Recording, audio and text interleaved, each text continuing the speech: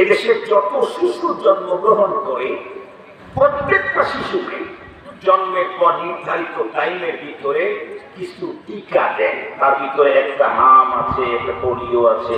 এই টিকা খাওয়ায় না, দেয় না? এই টিকাগুলি দেয়। আমি জিজ্ঞেস করতে চাই, এদেশের যত সন্তান জন্মগ্রহণ করে সব সন্তান কি হামের জার নিয়ে দুনিয়াতে আসে? বরং 99% বা তার থেকে বেশি সন্তান আল্লাহ প্রদত্ত সুস্থতা নিয়ে দুনিয়াতে আসে। এরপরেও সরকার এবং স্বাস্থ্য মন্ত্রণালয় সাংঘাতিক সিরিয়াস অ্যালার্ট।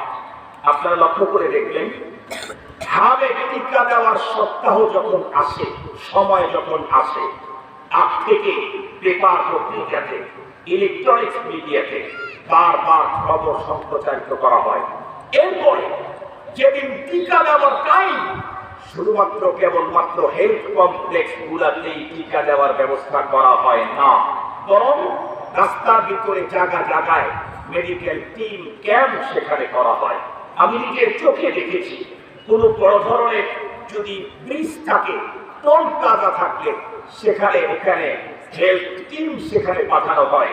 বাসের ভিতর থেকে খুঁজে খুঁজে বাচ্চাদেরকে বের করে টিকা নিশ্চিত করা হয়।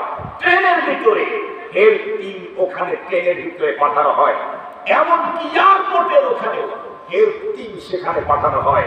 স্বাস্থ্য মন্ত্রণালয় এতটাই এলাক কেন? কারণ এদেশের প্রতিটা বাচ্চা সুস্থ অবস্থায় জন্মগ্রহণ করলে কি হবে, এদেশের আলো বাতাস, এদেশের আবহাওয়া, এদেশের পরিবেশ যে পরিমাণ অবস্থা, তাতে যে কোনো মুহূর্তেই সদ্য জন্ম নেওয়া একটা বাচ্চা যে কোনো মুহূর্তেই কোনো একটা টাইমে হামে আক্রান্ত হয়ে যেতে পারে।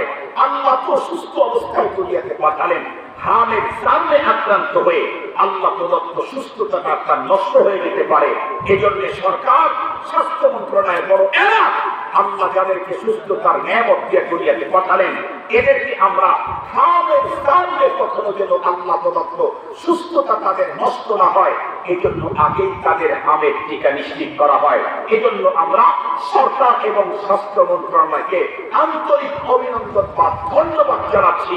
সাথে সাথে সরকার এবং ধর্ম মন্ত্রণালয়কে বলবো, আমার দেশে প্রতিটা শিশু যেমন সুস্থ অবস্থাতে জন্মগ্রহণ করলেও আগামী দিনে পরিবেশের কারণে যে কোনো মুহূর্তে হামের সামনে আক্রান্ত হওয়ার সম্ভাবনা থাকার কারণে প্রতিটা এদেশের বাচ্চাদেরকে হামের টিকা যেমন নিশ্চিত করা হয়েছে, তার চাইতে জরুরি ভিত্তিতে আমরা এখন দেখছি আমাদের দেশে তামাম দুনিয়াতে বর্তমান সামাজিক এবং রাষ্ট্রীয় যে নোংরা পরিবেশ, তাতে এদেশের প্রতিটা সন্তান ইসলামের উপরে জন্মগ্রহণ করলেও নাস্তিকতার যে তুফান শুরু হয়েছে, এই সন্তানদের যখন বলা হবে আল্লাহ প্রদত্ত ইসলাম, তার শেষ হয়ে যেতে পারে নাস্তিকতার সার্ভে আঘাতের কারণে।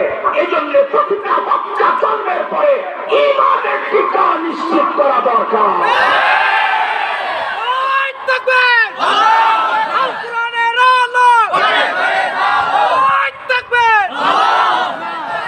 আপনারা আমার কথা বুঝেছেন? আপনারা আমার কথা বুঝেছেন? এদেশের প্রতিটা সন্তান সুস্থ অবস্থায় জন্ম নেয়, সেই সুস্থতাকে ধরে রাখার জন্য হামের টিকা দিতে হয়। এদেশের প্রতিটা মুসলমানের সন্তান ইসলামের উপরে জন্ম নেয়, কিন্তু আমার দেশে নাস্তিকতার যে তুফান আর সাইক্লোন, যে ঝড় শুরু হয়েছে, তাকে যে কোনো মুহূর্তেই আমার ঘরে ইসলামের উপরে জন্ম নেওয়া সন্তানটা নাস্তিকতার তুফানে আক্রান্ত হয়ে আল্লাহ প্রদত্ত ইসলাম তার নষ্ট হয়ে যেতে পারে, অবিশ্বাসী হতে পারে, নাস্তিক হয়ে যেতে পারে জানে আক্রান্ত হওয়ার কারণে। এ কারণে এদেশে মুসলমানদের সন্তানদেরকে ঈমানি টিকা দেওয়া দরকার। ঈমানি টিকা যদি দিয়ে দিতে পারেন, আমরা গ্যারান্টি দিতে পারি আল্লাহর মেহেরবানিতে কোভিড-19 টিকা যতটুকু গ্যারান্টি না দিবে, তার চাইতে আমাদের টিকা উন্নত গ্যারান্টি আছে আল্লাহর মেহেরবানি। মুহতারাম হাজিরিন, ঈমানি টিকার দুইটা ডোজ। ঈমানি টিকার কয়টা ডোজ? ঈমানি টিকার কয়টা ডোজ? দুইটা ডোজ। এই দুই ডোজ যদি আপনি সময় মতো আপনার সন্তানকে দিতে পারেন, ইনশাআল্লাহ, আল্লাহ না করুক এদেশের অবস্থা, বিদেশের অবস্থা যদি আরো খারাপ হয়, আর আমার সন্তান যদি নাস্তিকতার সার্ভের ভিতরে 24 ঘন্টাও থাকে, ঈমানি টিকা নিশ্চিত হওয়ার কারণে আমার সন্তানকে কোনোদিন কেউ নাস্তিক বানাইতে পারবে না, কারণ আমি তাকে ঈমানি টিকা দিয়েছি। ঈমানি টিকার 2টা ডোজ খুব ভালো করে বুঝবেন। নাম্বার 1 ডোজ হলো সন্তান যখন জন্মগ্রহণ করবে অল্প টাইমের ভিতরেই বন্ধুরা আমার সন্তানের ডান কানে আযান, বাম কানে ইকামত লাগায় দাও। এটা হলো ঈমানি টিকার প্রথম ডোজ। যে সন্তান জন্মের পরে তার ডান কানে আল্লাহু আকবার, আল্লাহু আকবার, আশহাদু আল্লা ইলাহা ইল্লাল্লাহ, আশহাদু আন্না মুহাম্মাদার রাসূলুল্লাহ, হাইয়া আলাস সালাহ, হাইয়া আলাল ফালাহ, আল্লাহু আকবার, আল্লাহু আকবার, লা ইলাহা ইল্লাল্লাহ। এই ধ্বনিগুলি যে সন্তানের কানের ভিতরে সর্বপ্রথম ঢুকলো, এরপরে বাম কানে এই শব্দগুলি বন্ধুরা আমার ঢুকলো, ইকামতের কদকামাতিস সালাহ সহ যখন ঢুকে গেল, খুব ভালো করে বুঝবেন এই সন্তান পরবর্তীতে দুনিয়ার যতই নোংরা পরিবেশের ভিতরে যাক না কেন, আল্লাহর মেহেরবানিতে ঈমানি এই ডোজের কারণে সন্তান কোনোদিন অবিশ্বাসী আর নাস্তিক হতে পারবে না। মুসলমান ভাইরা আমার কথাগুলো ভালো করে বুঝবেন। হাদিসে পাকের ভিতরে আমাদের পয়গম্বর বলেছেন, আল কুফরু মিল্লাতুন ওয়াহিদা। তাম পৃথিবীতে কুফরি যত শক্তি আছে সমস্ত শক্তিগুলা বন্ধুরা আমার তাদের বিভিন্ন বিভিন্ন মিশন থাকতে পারে, কিন্তু একটা মিশনে তাম পৃথিবীর কুফর মিল্লাত এক। সেটা হলো এই পৃথিবী থেকে কি করে ইসলাম এবং মুসলমানদেরকে চিরতরে বিদায় করে দেওয়া যায়। ও মুসলমান ভাইরা আমার, সমস্ত কুফর মিল্লাত আল্লাহর জমিন থেকে ইসলাম আর মুসলমানদেরকে বিদায় করার ষড়যন্ত্র করলেও এর ভিতরে শীর্ষে আছে 2টা গ্রুপ, যাদের ব্যাপারে আল্লাহ পাক স্বয়ং কোরআনুল কারীমের ভিতরে আমাদেরকে স্পষ্ট সতর্ক করে দিয়েছেন। আল্লাহ পাক বলেন, ওয়ালা তাজিদান্না আশাদ্দান নাসি আদাওয়াতান লিল্লাযীনা আমানুল ইয়াহুদ ওয়াল্লাযীনা আশরাকু। পৃথিবীর সবচেয়ে বড় মুসলমানদের সিরিয়াস শত্রু হলো 2টা গ্রুপ। নাম্বার 1 হলো ইহুদি, নাম্বার 2 হলো মুশরিক। এই ইহুদিরা উপরে লেভেল লাগাবে বড় সুন্দর, কিন্তু ভিতরে তাদের ষড়যন্ত্রে থাকবে বন্ধুরা আমার সাংঘাতিক বিস্তার। খুব ভালো করে বুঝবেন, কথাগুলি বোঝার জন্য চেষ্টা করবেন। মুসলমানের সন্তানরা কখনো যাতে নাস্তিক না হয়, এজন্য ঈমানি টিকার প্রথম ডোজটা দিতে হবে সন্তান জন্মের কয় বছর পরে। কথা বলেন না কেন? কয় মাস পরে, কয় দিন পরে? জন্মের সাথে সাথে বন্ধুরা সন্তানটা জন্ম নেওয়ার পর ওর বিশেষ কিছু কাজ থাকে বন্ধুরা আমার, কাজগুলা কমপ্লিট করার পরেই তাকে ডান কানে আযান, বাম কানে ইকামত দিতে হবে। মুসলমান খুব ভালো করে বুঝবেন, আমাদের দেশে বর্তমান পদ্ধতি হলো এখন তো বাড়ি ঘরে আর বাচ্চা হয় না। বাচ্চা হওয়ার আগেই বন্ধুরা আমার হাসপাতালের সঙ্গে যোগাযোগ করতে হয়। হাসপাতালে যখন নিয়ে গেলেন তখন তার মাকে ব্লাড দিতে হবে, মেডিসিন কিনতে হবে, এটা আনতে হবে, ওইটা আনতে হবে। এই ব্যস্ততার কারণে নবাগত সন্তানকে ঈমানি টিকা দেওয়ার সুযোগ আর হবে না। এই যে ঈমানি টিকা থেকে বঞ্চিত করব, এখন এই সন্তান নোংরা পরিবেশ নাস্তিকতার সার্ভে তুফান তরঙ্গে ভেসে যেতে পারে। এই জন্যে আমাদেরকে বড় অ্যালার্ট হতে হবে, সজাগ হতে হবে। আমরা উলামায়ে কেরাম মূর্খের মতো কথা বলি, আল্লাহ মেহেরবানি, আল্লাহর দয়া। এবং আলেম কখনো মূর্খ হতে পারে না। আলেম যদি মূর্খ হয় তাহলে পৃথিবীতে কেউ শিক্ষিত হওয়ার সুযোগ নাই। আলেম যদি মূর্খ হয় তাহলে পৃথিবীতে কেউ শিক্ষিত হওয়ার সুযোগ নাই। কারণ পৃথিবীতে যত জ্ঞান বিজ্ঞান বলেন এগুলিও আল্লাহ প্রদত্ত, বাট সেগুলি দিয়েছেন আল্লাহ মানুষের মস্তিষ্কের মাধ্যমে। পক্ষান্তরে কোরআন আল্লাহ পাক কারো মস্তিষ্কের মাধ্যমে তৈরি করে দিয়েছেন না, উনি ডাইরেক্ট নিজে তৈরি করে পাঠিয়েছেন, উনি ডাইরেক্ট পাঠিয়েছেন। এজন্য মস্তিষ্ক প্রসূত জ্ঞান বিজ্ঞান যতই উন্নত হোক, যতই আকাশ পর্যন্ত টন টন ওজন নিয়ে উড়ে বেড়াবার মতো শক্তি আর ক্ষমতা তৈরি করুক না কেন, তার চাইতে আরো বড় ক্ষমতাধর জ্ঞান হলো কোরআনের জ্ঞান।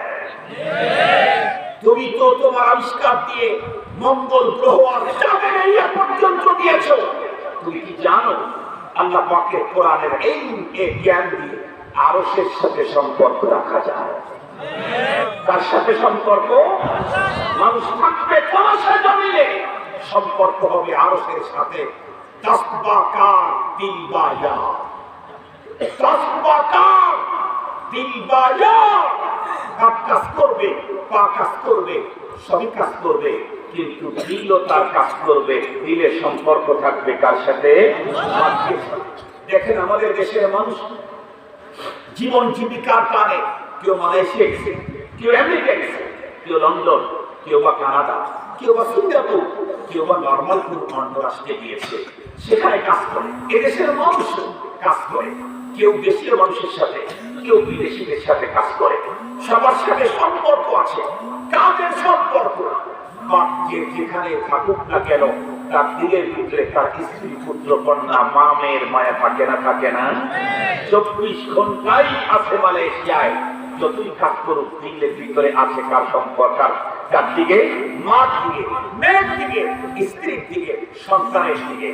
কাজ যেমন হাত দিয়ে কাজ করতেছে সৌদিতে, দিকটা আছে বাংলাদেশের রাজবাড়িতে, কাজ করছে কানাডায়, কিন্তু দিকটা আছে হলো রাজবাড়ির মৃগী এলাকায়। মুহতারাম হাজিরিন, হাত দিয়ে কাজ করবে, বডি এক জায়গায় থাকবে, দিলের সম্পর্ক এক জায়গায় থাকবে। যারা কোরআনুল কারীমের জ্ঞান অর্জন করে, এরা দুনিয়াতে আমাদের মতোই আমাদের সাথে পথ চলে, রাস্তায় যায়, হাট বাজার করে, কিন্তু তাদের দিলের সম্পর্ক থাকে আরশের সাথে। এটা আমি বলেছি না, রাসূল বলেছেন। ওয়াকালবুহু মুআল্লাক বিল মাসাজিদ, থাকে এক জায়গায়, অন্তটা হলো তার সাথে? আল্লাহ পাকের ঘরের সাথে। তাহলে এক জায়গায় থাকলে দিল আর এক জায়গায় থাকতেই পারে। মুহতারাম হাজিরিন, খুব ভালো করে মনে রাখবেন কথাগুলি। কোরআনুল কারীম যারা এদের অর্জন করে, তারা মুখের মতো কথা বলে। আমরা কখনোই বলবো না যে আপনার মা, মেয়ে, আপনার ভাগ্নি, ভাতিজি সিজার করার প্রয়োজন হলে সিজার করতে যাবেন না, এই কথা আমরা কখনোই বলবো না। সিজার প্রয়োজন করেন, সিজার 1000 বার করতে মনে চায় করেন, তবে তার আগে হাসপাতাল কর্তৃপক্ষের সাথে আপনাকে কন্ট্রাক্ট করতে হবে।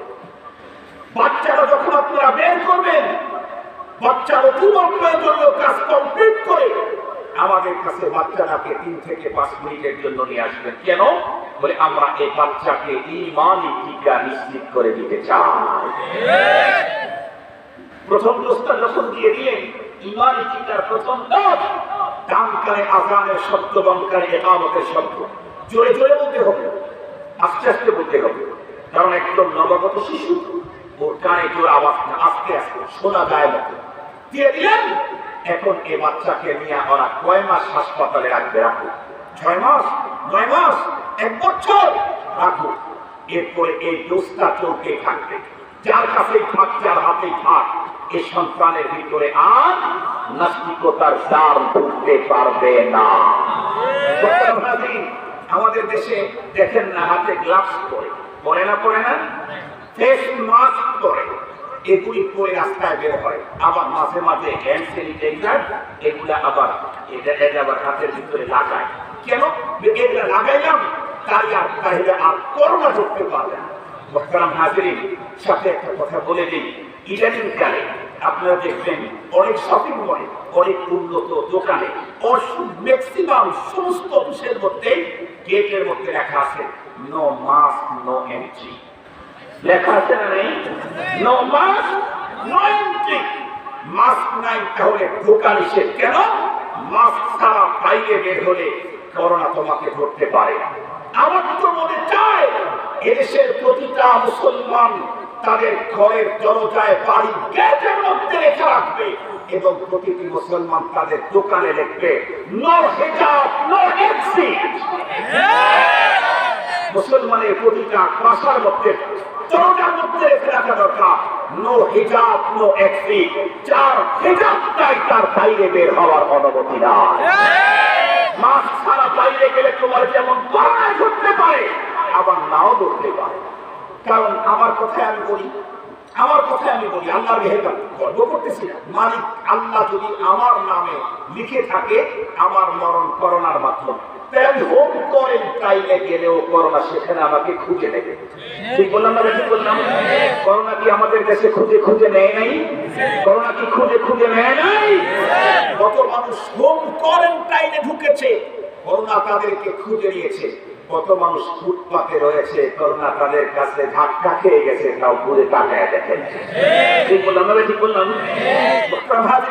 তাহলে মাস্ক ছাড়লেই আমার ভিতরে করোনা আসবে এটা নিশ্চিত না, কিন্তু হিজাব ছাড়া বাইরে বের হলে জাহান্নামে যেতে হবে এটা তো নিশ্চিত। কথা বলেন না কেন? হিজাব ছাড়া মুসলিম নারী বাইরে বের হলে জাহান্নামের আগুন কাজ করবে, জাহান্নামে পড়তে হবে এটা নিশ্চিত। এজন্য আমার দেশের প্রতিটা মুসলমান তাদের গেটের মধ্যে লেখা রাখা দরকার, নো হিজাব নো এন্ট্রি। হিজাব ছাড়া বাইরে বের হওয়া যাবে না। সমস্ত অফিসের ভিতরে শপিং মলে লিখে রাখা দরকার, নো হিজাব নো এন্ট্রি। মনে থাকবে তো ইনশাআল্লাহ? বক্তারা হাজির, যে কথা বলতেছিলাম, প্রয়োজন হলে স্বীকার করবে, কিন্তু তার আগে হাসপাতাল কর্তৃপক্ষের সাথে কন্ট্যাক্ট করতে হবে। কেন? এই মুহূর্তে সন্তানের এক গুরুত্বপূর্ণ টিকা দেওয়ার টাইম, সেটা হলো ঈমানি টিকা। মনে থাকবে তো ইনশাআল্লাহ? আমরা এই কাজটা করবো তো? করবো তো ইনশাআল্লাহ? এরপরে যখন ছেলে একটু বড় হল, কত বড়, মুখ থেকে এখন শব্দ বের করে কিছু বলতে চায়। আমাদের দেশের সাধারণ ফ্যামিলিতে সিস্টেম হলো, তখন বলা হয় আব্বা বল, আম্মা বল, এগুলো বলা হয় না? আব্বা বলা শিখানো হয়, আম্মা বলা শিখানো হয়। আর যদি ফ্যামিলিটা খুব বেশি হাইফাই উন্নত হয়, তাহলে তাদেরকে বলা হয় বাংলা বলা নিষেধ, ইংরেজি। ঠিক বললাম? ঠিক বললাম? তাদের বাংলা বলা নিষেধ, ইংরেজি। তাদের কণ্ঠেও ইংরেজি, বলনেও ইংরেজদের পোশাক। কথা বলেন না কেন? কথা বলেন না কেন? তাদের মুখেও ইংরেজি শব্দ, বলনেও ইংরেজদের পোশাক। তাদের ঘরের ভিতরেও ইংরেজি সভ্যতা। খুব ভালো করে বুঝবেন, মুসলমানের ঘরে জন্ম নিলে কি হবে? জন্মের পরে ঈমানি টিকা, আযান, ইকামত দেওয়া হয় নাই। এরপরে ফাইনাল টিকা যেটা দরকার ছিল, সেটা হলো সন্তান যখন কথা বলা শুরু করে, সন্তানের মুখ থেকে আব্বা আম্মা প্রথম বের করা দরকার নাই, প্রথম শব্দ বের করেন আল্লাহ। খুব ভালো করে মনে রাখবেন মুসলমান, যে সন্তান আল্লাহকে চিনবে সেই সন্তান আব্বাকেও চিনবে, আম্মাকেও চিনবে। পক্ষান্তরে যে সন্তান আল্লাহকে চিনবে না, সেই সন্তানকে কিয়ামত পর্যন্ত আল্লাহ নামের তসবিহ পড়াইলেও কাজ হবে না। মুসলমান ভাইরা আমার, ঈমানি টিকার ফাইনাল দোষটা হলো, সন্তান যখন একটু বড় হলো, যখন তার মুখ থেকে কথা বলার মতো যোগ্যতা অর্জন করলো, তখনই আমি তাকে প্রথমে আল্লাহ শব্দ শিখিয়ে দেব। এরপরে আমার কাজ কি হবে? ও এখন পরনের পোশাক পরা শুরু করে দিল, জুতা পরে, এখন তাহলে শিখাবো ডাইনটা আগে করো। ও এখন বন্ধুরা আমার প্যান্ট পরা শুরু করে দিল, শিখিয়ে দিব ডান পা আগে ঢুকাও।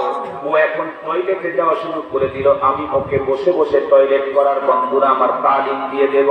এইভাবে একের পর এক ইসলামী সভ্যতা, সংস্কৃতি, তাহজিব, তামাদ্দুন, শিষ্টাচার, নীতি, নৈতিকতা এবং বন্ধুরা আমার কোরআনুল কারীমের ইলম আর জ্ঞান দিয়ে সর্বপ্রথম আমি আমার সন্তানের গলার ভিতরে শিক্ষার মালা পরানো শুরু করে দেব ইনশাআল্লাহ। আমি গ্যারান্টি দিয়ে বলতে পারি, কোন মুসলমান যদি তার সন্তান জন্মের পরে ডান কানে আযান, বাম কানে ইকামত নিশ্চিত করেছে, এরপরে সন্তান যখন কথা বলা শুরু করলো, সন্তানের মুখে আল্লাহ আল্লাহ শব্দ প্রথম বের করে দিয়েছে। সন্তান যখন একাই পথ চলা শুরু করলো, পথ কেমনে চলতে হয়, ইসলামের শিক্ষা কি, এটা যখন দিয়েছে। খানা যখন খাওয়া শুরু করলো, খানা কেমনে খাইতে হয়, ইসলামের সিস্টেমটা কি, এটা যখন সুবন্ধুরা আমার শিখিয়ে দিয়েছে। পরনের কাপড় যখন পরতে হয়, ইসলামের পদ্ধতি কি, এটা যখন শিখিয়ে দিয়েছে। শুইতে হয়, ইসলামের পদ্ধতি কি, এটাও যখন শিখাইয়া দিয়েছে পথ চলতে হয় চলার ভিতরে ইসলামের পদ্ধতি কি, এটাও যখন শিখাইয়া দিয়েছে সন্তানকে এখন শিক্ষিত করতে হবে। আমি যে কথাটা আপনাদেরকে বলতে চাই, আমার তো মনে চায় এদেশের নয় তাম দুনিয়ার সমস্ত মুসলমানদের সন্তানদেরকে বর্তমান সময় পৃথিবীর ভিতরে সবচেয়ে বড় শিক্ষিত করা দরকার। আমার সন্তান শুধু আলেম হবে তা আমি কখনোই বলি না। আমার সন্তান পৃথিবীর ভিতরে বিশ্ব সেরা সায়েন্টিস্ট হয়ে, মুসলমানের সন্তান আর্টস কমার্স ফিজিক্সের দুনিয়ার ভিতরে সবচেয়ে সেরা হবে মুসলমানের সন্তান। তা যদি না হয় তাহলে মুসলমান আরো অনেক দিন পর্যন্ত কাঁদতে হবে। খুব ভালো করে মনে রাখবেন। আপনারা বলেন তো দেখি, বর্তমান আমার দেশের যে কন্ডিশন, এদেশের কোটি কোটি তাওহীদি জনতার মনের কথা এদেশের বন্ধুরা আমার চেয়ারওয়ালারা বুঝতে চায় না। এদেশের কোটি কোটি ইমানদারদের মনের কথা এদেশের কোটি কয়েক চেয়ারের কারণে কেউ বুঝতে চায় না। যেই চেয়ার গুলাতে বন্ধুরা আমার ইসলাম বুঝতে চায় না লোকেরা বসে আছে। আমার সন্তানকে যদি উন্নত শিক্ষিত করে ওই চেয়ারে বসায় দিতে পারি, তাহলে তো ইনশাআল্লাহ বন্ধুরা আমার সেদিন আর মুসলমানদের কান্না করতে হবে না। সেদিন আর মুসলমানদের মনের ব্যথা বুঝতে কোনো সমস্যা হবে না। সেদিন মুসলমানদের মনের চাহিদা দেশের ভিতরে বাস্তবায়ন হতে বন্ধুরা আমার সমস্যা হবে না। এই জন্য আমাদের সন্তানদেরকেও উন্নত শিক্ষিত করে ওই চেয়ারগুলাতে বসাইতে হবে। প্রয়োজনে পেটে পাথর মারতে হবে, তবুও আমরা আমাদের সন্তানদেরকে উচ্চ শিক্ষায় বন্ধুরা আমার শিক্ষিত করে দেশের ওই সমস্ত চেয়ারগুলাতে বসায় দিতে হবে। তবে শুধুমাত্র কেবলমাত্র এই চেয়ারে বসালে হবে না, কারণ এখনো যারা আছে তারাও তো মুসলমানের ঘরেই জন্ম নিয়েছিল, ওই চেয়ারের ভিতরে আছে। এরপরেও তারা মুসলমানদের কথা, মনের আবেগ আর দিলের কথা ভাষা বুঝতে চায় না। তার কারণ হলো তাদের জন্মের পরে ঈমানি টিকা নিশ্চিত করা হয় নাই। ঈমানি টিকাকে নিশ্চিত করতে হবে আমার সন্তানের। এরপরে জগতের সবচেয়ে বড় শিক্ষিত হবে আমার ছেলে, আমার মুসলমানের সন্তান বিশ্ব সেরা হবে। মুহতারাম হাজিরিন, ভালো করে কথাগুলি বুঝবেন, ভালো করে কথাগুলি বুঝবেন। আমার সন্তানকে বিশ্ব সেরা দুনিয়ার শিক্ষায় শিক্ষিত করার নামে তাকে যেহেতু অনেক পরিবেশের ভিতরে চলতে হবে। এই ডাক্তার দেখেন না, সারা দেশের সাধারণ মানুষরা মাস্ক পরুক আর না পরুক, ডাক্তার কিন্তু মাস্ক পরে, গ্লাভস পরে, আবার পিপিইও পরে। ঠিক বললাম না? ঠিক বললাম? রোগীরা এত কিছু পরে না, ডাক্তার যত কিছু পরে। যিনি চিকিৎসা নিতে গেছেন উনি বলা ডাক্তার দেখেছি। কথা বলেন না কেন? ডাক্তার দেখেন না? আমি যে গিয়েছি ডাক্তারের কাছে গিয়ে দেখি আমরা তো আলহামদুলিল্লাহ স্বাভাবিক পোশাকে আছি, উনিও অস্বাভাবিক পোশাকে। ডাক্তার কেন? যেহেতু ওনার কাছে অনেক জামওয়ালা রোগীরা আছে, এই জন্য তাকে একটু বেশি সেফটি নিতে হবে। কথা কি বুঝাইতে পারছি? আমার কাছেও জার্ম আছে, কিন্তু একটা ডাক্তারের কাছে 50টা আসছে, 50 রকমের আসছে। তাহলে ওনার ওখানে তো জার্মের তুফান চলতেছে। এই জন্য ওনাকে তো পিপি দিতেই হবে, ওনাকে তো এই সেফটি দিতেই হবে। খুব ভালো করে বুঝবেন। আমার সন্তানকে যখন উন্নত শিক্ষিত করে ওই চেয়ারে বসানোর জন্য যখন আমি প্ল্যান করব, যেহেতু ওই চেয়ার পর্যন্ত যেতে অনেক পরিবেশের সাথে মোকাবেলা করে, চ্যালেঞ্জ করে, যুদ্ধ করে যেতে হবে। এই জন্য সে যাতে তার ঈমান যুদ্ধে গিয়া না হারায়, ঈমান যাতে ধরে রাখতে পারে, এই জন্য তার ঈমানি টিকা নিশ্চিত করে ঈমানটা মজবুত করে দিতে হবে। যদি তা না দেন, তাহলে 2-3 প্রকারের মানুষের সাথে মেশার পরে ও তখন ওর কালিমা ভুলে যাবে, ওর ইসলাম ভুলে যাবে, ওর ধর্ম ভুলে যাবে, ওর জাতি সত্তাকে ও তখন চিনতেই পারবে না। ও অন্যের স্রোতে ভেসে যাবে। জন্ম নিয়েছে মুসলমানের ঘরে, কিন্তু অন্য স্রোতে ভেসে যাবে। মুহতারাম হাজিরিন, এই জন্য আমাদের সন্তানদেরকে জন্মের পরে ঈমানি 2 টিকা নিশ্চিত করবো তো ইনশাআল্লাহ। মনে থাকবে তো ইনশাআল্লাহ? আল্লাহ পাক সুন্দর ব্যবস্থা করে দিয়েছে। জানি না আপনাদের এলাকায় আছে কি, আমার জানা নাই, যেহেতু আমার আশাই হয়। এখন অনেকেই বলতে পারেন, হুজুর আপনার কথা মধ্যে আমার ছেলেকে ধর্মীয় নীতি নৈতিকতা শিষ্টাচার কোরআনের শিক্ষা দিতে গেলে তো আবার বড় শিক্ষিত কেমনে হবে? মানুষের তো আয়ু কম। মুহতারাম হাজিরিন, আল্লাহ পাক তার দিন দুনিয়াতে টিকাবার জন্য সিস্টেম উনি আবিষ্কার করে দেন। সুবহানাল্লাহ বললেন না? আপনার ছেলেকে আমাদের নুরানিতে ভর্তি করেন, আপনার ছেলেকে আমাদের নুরানিতে ভর্তি করে দেন। নুরানি মাদ্রাসা মানে 3 in 1। নুরানি মাদ্রাসা মানে, কথা বলেন না কেন, 3 in 1। নুরানি মাদ্রাসা মানে 1 এর ভিতরে 3। নুরানি মাদ্রাসা মানে 1 এর ভিতরে 3 মানে আপনার ছেলেকে আপনি বাংলা অঙ্ক ইংরেজি পড়াবেন, এই তো এটা আমাদের নুরানি মাদ্রাসায় আছে। সাথে সাথে আরেকটা আছে হলো কোরআনুল কারীমের তিলাওয়াত, হাদিস, সহিহ হাদিস 40টা মুখস্থ করা। এমনকি ক্লাস 5 পর্যন্ত আপনার ছেলে একদিক থেকে ক্লাস 5 এ পড়বে, পরীক্ষা দিবে, অপর দিক থেকে আপনার ছেলে শুধু 5 ওয়াক্ত নামাজ পড়ানোর যোগ্যতা অর্জন করবে না, ওর আপনজন মারা গেলে জানাজার নামাজ নিজে পড়ানোর যোগ্যতা অর্জন করবে। শুধু জানাজার নামাজ পড়ানোর যোগ্যতা অর্জন করবে না, কখনো যদি মসজিদের মহল্লার মসজিদে যদি খতিব সাহেব অসুস্থ আসে নাই, খুতবা নাই, আপনার এই ছেলেটা মুখস্থ খুতবা দিয়ে জুমার নামাজ আদায় করানোর যোগ্যতা অর্জন করবে। আল্লাহু আকবার বলেন। নুরানি মাদ্রাসা, নুরানি মাদ্রাসা যদি এলাকায় থেকে থাকে আলহামদুলিল্লাহ, না থাকলে ব্যবসায়ী যারা আজকে বছরে একদিন মানুষকে কোরআনের অমীয় বাণী শোনানোর যে ব্যবস্থা করেছেন, অবশ্যই উন্নত। প্রয়োজনে আপনাদের সকলের সম্মিলিত প্রচেষ্টায়, আইম্মায়ে মাসাজিদ যারা আছে তাদের যৌথ প্রচেষ্টায় এলাকার মহল্লায় মহল্লায় নুরানি মক্তব কায়েম করে দেন, নুরানি মক্তব কায়েম করে দেন। নুরানি মক্তবে ব্রিগেডিয়ার, লেফটেন্যান্ট, কর্নেল, জেনারেল এগুলি তৈরি হয় না, হয় না কোনো ডাক্তার, ডক্টর, প্রফেসরের জন্ম। নুরানি মক্তবগুলোতে ঈমানদারের জন্ম হয়। নুরানি মক্তবে ঈমানদার তৈরি হয়, ডাক্তার তৈরি হয় না, ডক্টর তৈরি হয় না, প্রকৌশলী তৈরি হয় না। এই জন্যই তো বাংলাদেশের অবিসংবাদিত নেতা মুত্তাফাক আলাইহি বুজুর্গ মুহাম্মদুল্লাহ হাফিজ হুজুর রাহমাতুল্লাহি আলাইহি প্রেসিডেন্সিয়াল বটগাছ মার্কা নির্বাচন করেছিলেন। মনে পড়ে নাকি আপনারা যারা বয়স্ক আছেন, মনে পড়ে কি? ওই নির্বাচনী ইশতেহারে বলেছিলেন, আমি যদি এদেশের শাসন ক্ষমতায় যেতে পারি, নাম্বার 1 টার্গেট 68,000 গ্রামে আমি 68,000 মক্তব কায়েম করব। তখন আমার বাংলাদেশে মূর্খ মুসলমানেরা বুঝে নাই ওই মক্তব কায়েম করে দেশের কি উন্নয়ন করবেন। এখন বুঝেন, হুজুরের সেই সিদ্ধান্ত যদি পালন হতো, 68,000 গ্রামে যদি 68,000 মক্তব তৈরি হতো, তাহলে মুসলমানের ঘরে এখন অবিশ্বাসী আর মুরতাদ কখনোই খুঁজে পাওয়া যেত না। খুব ভালো করে মনে রাখবেন। তবে ওনার আশাটা ছিল আল্লাহর প্রতি অস্বাভাবিক। উনি চলে গেছেন, চোখের পানি ছেড়ে চলে গেছেন, কিন্তু ওনার সে আশা আজকে আল্লাহ পাক পূরণের পথে। সুবহানাল্লাহ বললেন না যে? নুরানি মক্তব সারা বাংলাদেশে এমন একটা মডেল তৈরি করেছে আল্লাহর মেহেরবানি। চট্টগ্রামের যে সমস্ত অঞ্চলে, আমার সিরাজগঞ্জেও যেখানে নুরানি মক্তব আছে সঠিক পদ্ধতিতে বোর্ডের অধীনে গ্রামীণে, সেখানে প্রাইমারিতে ছাত্র পাওয়া যাচ্ছে না।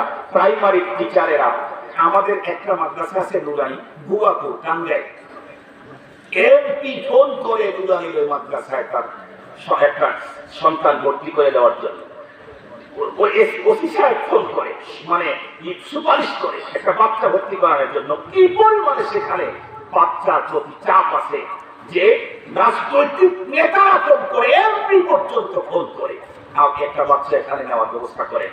আপনারা এরকম একটা প্রতিষ্ঠান করেন, ইনশাআল্লাহ যদি থেকে থাকে ফুলের পিছনে মেহনত করেন, যদি না থাকে প্রতিষ্ঠান করেন। ধর্ম মন্ত্রণালয়কে আমরা বারবার বলেছি, আবারও বলছি, যেমন স্বাস্থ্য মন্ত্রণালয় যেমন তার টিকাদানের টাইম যখন আসে মহল্লায় মহল্লায় টিম পাঠিয়ে এদেশের প্রতিটা বাচ্চাকে হামের টিকা নিশ্চিত করতে তারা যে উদ্যোগ গ্রহণ করেছে, এর চাইতে আরো গুরুত্বপূর্ণ উদ্যোগ নিতে হবে ধর্ম মন্ত্রণালয়কে।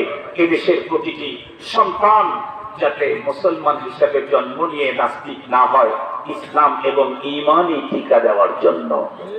ইনশাআল্লাহ ইনশাআল্লাহ আমাদের দাবি থাকবে।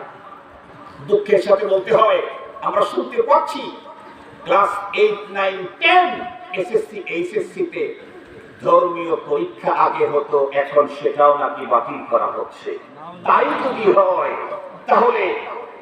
যদি হয় আজকে বলে গেলাম যতটুকু ধর্মীয় শিক্ষা ছিল, এর কারণে অনেক বাচ্চারাই ইসলাম, দ্বীন, কোরআন, আল্লাহ, রাসূল, আখিরাত, জান্নাত, জাহান্নাম মৌলিক কিছু নামটা হলেও জানতে পেরেছে, কিছুটা হলেও নীতি নৈতিকতা তাদের মধ্যে আছে।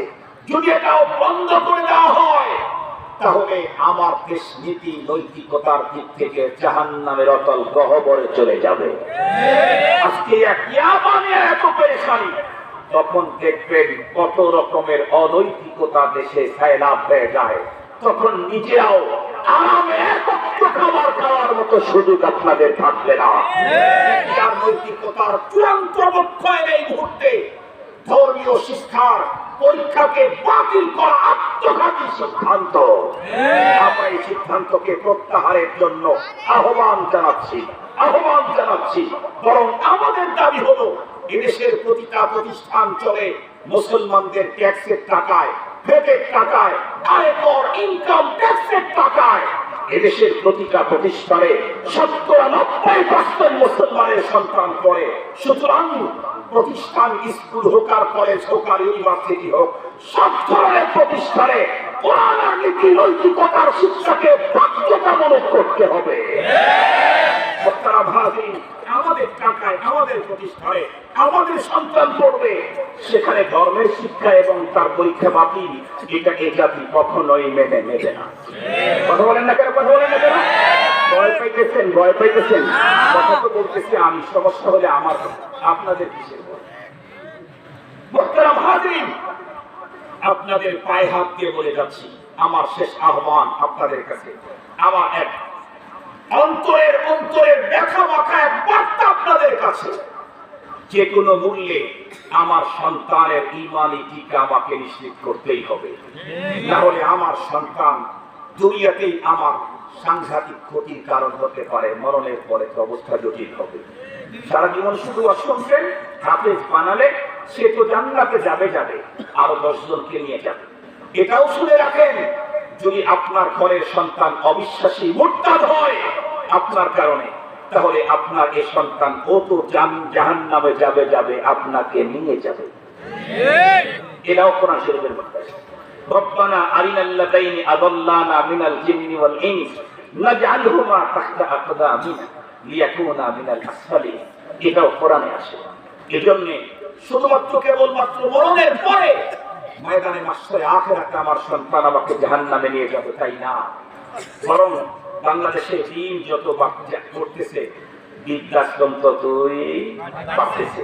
আপনারা সারা বাংলাদেশে রিপোর্ট খুঁজে নিয়ে দেখেন, কোন একটা বৃদ্ধাশ্রমে কোন আলেমের মাও নাই, বাবাও নাই, কোন একটা বৃদ্ধাশ্রমে গিয়ে দেখেন বৃদ্ধাশ্রমে কারা? যার ছেলেরা খুব বেশি বড় শিক্ষিত, অনেক বড় চেয়ারের মালিক, যারা তাদের সন্তানদেরকে ছোট্টবেলায় আল্লাহ শিখায় নাই, আব্বা আম্মা শিখাইছে, এমনকি বাংলাও বলায় নাই, মুখেও বলেছে ইংরেজি, সভ্যতাও শিখাইছে ইংরেজি। এই জন্য ও এখন পদ্ধতি আবিষ্কার করছে আমেরিকান বৃদ্ধাশ্রম। কথা কি বুঝাইতে পারছি? আমেরিকাতে তো এই পদ্ধতির প্রয়োজন হয়েছে, মেরে মানবিক চূড়ান্ত বিপর্যস্ততা দেখা যাবে। সেটা হলো আমেরিকাতে তো ফ্যামিলি সিস্টেম কম, আমাদের যেমন স্ত্রী পুত্র কন্যা নিয়ে ফ্যামিলি সিস্টেম, আমেরিকাতে ফ্যামিলি সিস্টেম কম। সে দেশে হলো বয়ফ্রেন্ড গার্লফ্রেন্ডকে নিয়ে জীবন কাটাবার সিস্টেম। সে দেশে একটা সুন্দর সুসংবাদ আপনাদেরকে দান করি, বর্তমান পৃথিবীতে সবচেয়ে জনপ্রিয় হয়ে উঠছে ইসলাম। পৃথিবীর সেরা প্রিয় ধর্ম হচ্ছে ইসলাম। ইসলামের যত মাহাসিন আছে, সৌন্দর্য আছে, তার ভিতরে একটা ফ্যামিলি সিস্টেম। এখন বয়ফ্রেন্ড আর গার্লফ্রেন্ডকে নিয়ে জীবন কাটানোর সিস্টেম, যে এই যৌবন যখন দুইজনে থাকে তখন তো দুইজনকে ভালো লাগে, যখনই যৌবনের একটু ভাটা পড়ে তখন একজন আর একজনকে চয়েস করে। যখন চয়েস করে না, যেহেতু কোনো বাধাবাধি নেই, যেহেতু কোনো আইন নেই, যেহেতু কোনো রেজিস্ট্রেশন নাই, এই জন্য তখন একজনকে ছেড়ে আরেকজনকে ধরে। একজনকে ছেড়ে যখন আরেকজনকে ধরছে, এই বাচ্চাগুলি যার পেটে জন্ম নিয়েছে, সে নিজেও বলতে পারে না যে এ বাচ্চাটা কার, কারণ বয়ফ্রেন্ড তো একটা দিতে না। এখন যেহেতু বাচ্চাটার এটা মাও বলতে পারতেছে না বাচ্চাটা কার, যার কারণে এই ছেলেটা তখন পিতা মাতাহীন হয়ে বড় হয়। এখন ওই যে যারা এই পদ্ধতিতে গরু ছাগলের সিস্টেমে যারা বাচ্চা জন্ম দিয়েছে, এরা যখন বুড়ো হয়ে গেছে, এটা তো বাচ্চা কোথায় আছে জানে না। এখন এদেরকে দেখবে কে? এরা তখন রাস্তায় পড়ে থাকে। এদিকে তখন দেখলো এরা তো মানুষ রাস্তায় পড়ে থাকবে, এটা তো মানবিক কিছু ইয়ে আছে, তাদের অধিকার আছে। সেই অধিকার সংরক্ষণের জন্য তারা বৃদ্ধাশ্রম তৈরি করেছে। ওদের যেহেতু দেখার কেউ নাই, বাচ্চা কাচ্চা কোথায় আছে, কোনটা তার বাচ্চা খবর নাই, কেউ ওকে দেখে রাস্তায় কুকুরের সাথে পড়ে মরবে না বৃদ্ধাশ্রমে পড়ে মরবে। ওইখান থেকে দেখে এসেছে ইংরেজদের এই পদ্ধতি। আপনি তো আপনার বাচ্চাকে জন্মের পরে বাংলাই বলতে দেন নাই, আরবি তো বলতেই দেন নাই, মুখেও শিখেছেন ইংরেজি, পরনে পোষাইছেন ইংরেজদের পোশাক, সভ্যতা শিখেছেন আমেরিকা থেকে। এই জন্য আপনি বৃদ্ধ হলে অপেক্ষা করেন, আমেরিকার স্টাইলে আপনার সন্তান আপনাকে বৃদ্ধাশ্রমে পাঠায়া ফিডার খাওয়াবে। ফিডা অপেক্ষা করো মিয়া, অপেক্ষা করো। কিন্তু আমরা চ্যালেঞ্জ করে বলি, আমি যদি আমার সন্তানকে ঈমানের টিকা নিশ্চিত করতে পারি, আমার সন্তানের জন্মের পরে গানখানে আজান বমখানে ইকামত, এরপরে ছোটবেলায় দুনিয়ার সব শিক্ষা দ্বারা দেওয়া আছে, কোরআন শিক্ষা, ইসলামী নীতি নৈতিকতা শিষ্টাচারের শিক্ষা যদি দিতে পারি, তাহলে আমি যত বুড়ো হব আমার সন্তান প্রয়োজনে চাকরি ছেড়ে দিয়ে আমার খেদমত করতে আসবে। আমি যত বুড়ো হব আমার সন্তান প্রয়োজনে চাকরি ছেড়ে আমার খেদমতে আসবে। তার জ্বলন্ত প্রমাণ আমার জীবনের কথাও বলতে পারি। আমার এক উস্তাদের কথা বলি, আমার এক উস্তাদ পটিয়াতে পারি, উনি এখনো বেঁচে আছে। উনি বললেন, বাবা আমার আম্মা যখন বেশি অসুস্থ হয়ে গেলেন, তখন আমি মাদ্রাসা পড়ানি বাদ দিয়ে বাসায় চলে আসলাম। সবাই বললো মাদ্রাসার খেদমত এই সেই। আমি বললাম, মাদ্রাসার খেদমত আমি বেঁচে থাকলে আরো সামনে আরো করতে পারবো, আম্মা যান চলে গেলে আম্মার খেদমত করার আর সুযোগ থাকবে না। উনি বলে, আমি মাদ্রাসার খেদমত ছেড়ে দিয়ে মা খেদমত শুরু করলাম। বেশি দিন গেল না, 6 থেকে 8 মাস মা খেদমত করার পর মা পৃথিবী ছেড়ে চলে গেলেন। মা শেষ মুহূর্ত পর্যন্ত মায়ের কাছে থেকে মা ছোট্টবেলায় আমাদেরকে যে স্বভাব দিয়েছেন, সেই স্বভাব আর ভালোবাসা মা দেখিয়েছে। মা যখন দুনিয়া থেকে চলে গেলেন, আমার ফ্যামিলির সব সদস্যদেরকে ডেকে নিয়ে বললাম, মার পারপাসে প্রতিদিন আমাদের আধা ঘন্টা 1 ঘন্টা করে সময় ব্যয় হতো না? বলেছি। কেউ রান্না করতো, কেউ তার কাপড় চোপড় পরিষ্কার করতো, কেউ তাকে খাওয়ান দাওয়ান করাইতো, এগুলি পারপাসে। আজ থেকে তো আর মার পারপাসে সময় ব্যয় হবে না। সবাই কেঁদে বলছি। উনি তখন বললেন, আজ থেকে মার পারপাসে তোমরা 5টা মিনিট ব্যয় করবে, 5 ওয়াক্ত নামাজের পরে 5 মিনিট লাগবে না, 5 মিনিট। তারপরে বললাম 5 মিনিট, 5 ওয়াক্ত নামাজের পরে আমার মার জন্য কমপক্ষে একবার সূরা ফাতিহা পড়ে এর নেকিটা আমার মার আমল নামায় দিয়ে দিলাম। উনি বললেন যে আমার দৃঢ় বিশ্বাস হাদিসে পাকের মধ্যে আছে, সূরাতুল ফাতিহা একবার পড়লে 10 পারা কোরআন শরীফ পড়ার নাকি পাওয়া যায়। কোন কোন কিতাবের মধ্যে 20 পারার কথাও আছে, কোন কোন রিওয়ায়াত। সূরাতুল ইখলাস পড়লে 10 পারা, সূরাতুল ফাতিহা পড়লে অর্ধেক অথবা 20 পারার নাকি পাওয়া যায়। ধরলেন 10 পারাও যদি হয়, তাহলে আমরা 5 জন সদস্য প্রতিদিন যদি পড়তে থাকি 25 বার করে, তাহলে আমার মার আমল নামায় কি পরিমাণে নেকি হবে? মা চলে গেছেন, কিন্তু তার অ্যাকাউন্টে নেকি প্রতিনিয়ত জমা হচ্ছে। এটা হবে কখন? সন্তানের ঈমানি টিকা নিশ্চিত করব যখন। থাকবে তো ইনশাআল্লাহ। আল্লাহ পাক আমাদের সকলকে আলোচিত কথাগুলো বুঝা, আমল করা, জীবন গড়ার তৌফিক দান করুন। ওয়া আখিরু দাওয়ানা আলহামদুলিল্লাহি রাব্বিল আলামিন। একটা লোক উঠবেন, আপনাদের কাছে আমি একটা ম্যান্ডেট নিতে চাই। মাহফিল কি এটা কত বছর? প্রথম কত বছর হয়েছে? আর দ্বিতীয়, আমি আপনাদেরকে জিজ্ঞেস করতে চাই, এই যে ওলামা ইমাম পরিষদ আর ব্যবসায়ী মহল যৌথ উদ্যোগে যে ইন্তজাম করেছেন, এটা প্রতি বছর হোক, এটা কি আপনারা চান? সত্যি চান? কে কে চান? হাত উঠায় একটু দেখান। আয় আল্লাহ, এ রাত্রে আমরা প্রত্যেকে হাত উঁচু করেছি। আমরা চাই এ মাঠে প্রতি বছর তোমার কোরআনের মেলা বসুক, কোরআনের আলোচনার মাহফিল হোক। আল্লাহ তুমি কবুল করে নাও। যতদিন তোমার আসমানে সূর্য উদয় হয় অস্ত যায়, ততদিন যেন এখানে কোরআনের পাকের তাফসীর হয়। আমরা একদিন কবরে চলে যাব, তারপরেও যেন এখানে তাফসীর চলতে থাকে। কবুল করে নাও। আমিন বলেন। আমি এখন আপনাদেরকে অনুরোধ করব, হাতটা আমরা এই পকেটের ভিতরে দিই। বিসমিল্লাহ বলি। পকেট নাই? পকেট নেই? আপনাদের পকেট আছে তো? পকেটে দেন দেন। আমার এক পকেটে দিয়েছি, কিছু নাই। পকেটে হাত দিয়েছি। পকেটে হাত দেন। আর আমাদের কিছু ভাই রুমাল নিয়ে যাবে। বের করেন, বের করেন। যে যতটুকু বের করতে পারেন বের করেন, বের করেন। আমিও বের করছি, আপনারাও বের করেন।